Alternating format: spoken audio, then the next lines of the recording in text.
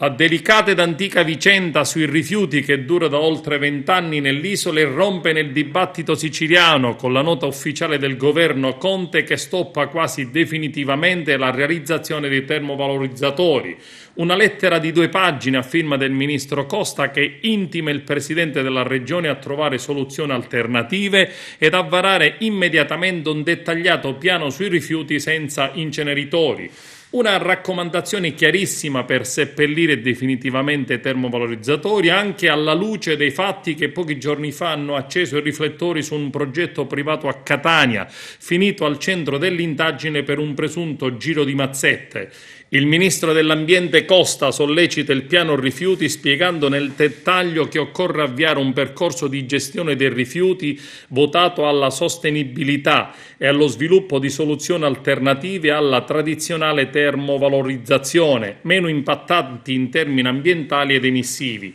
Pesanti le accuse dei grillini al governatore con i deputati Pasqua e Trizzino che dichiarano non solo non abbiamo notizia del piano, ma non sappiamo nulla delle sorti della gestione dei rifiuti in Sicilia. Quasi tutte le province sono carenti di impianti pubblici e la raccolta differenziata ormai è diventata una barzelletta perché per quanto sia vero che la percentuale è aumentata è altrettanto vero che non si sa che fine faccia, considerato che impianti per trattarla in Sicilia non ce ne sono, scrivono i deputati del Movimento 5 Stelle. Il ministro Costa conclude la nota scrivendo come una corretta applicazione dell'economia circolare comporta anche una drastica riduzione della quota di rifiuti smaltiti in discariche e dunque diventa necessario lavorare ad un progressivo superamento di questi impianti trovando metodi avanzati ed alternativi.